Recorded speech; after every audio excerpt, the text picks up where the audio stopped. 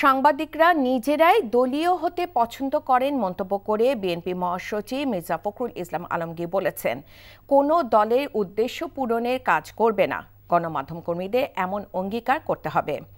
সম্প্রচার সাংবাদিকদের সংগঠন broadcast journalist centre BJC, UK international department এবং বিবিসি মিডিয়া অ্যাকশন আয়োজিত কনসালটেশন অন মিডিয়া রিফর্ম শীর্ষক আলোচনা সভায় তিনি এসব কথা বলেন। দুই দলের দুই ভাগ আছে, তিন ভাগ।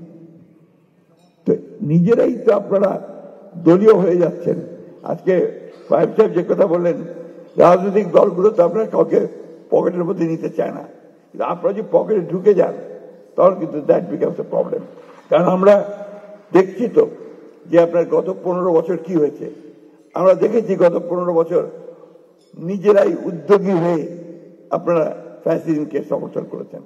এটা আমাদের ঢাকা, এই দেশের মানুষের ঢাকা। তো সেই জায়গাগুলোতে আপনাদেরও কমিটমেন্টের প্রয়োজন আছে যে আপনারা ওই জায়গাগুলো থেকে নিজেরা বাইরে থাকবেন।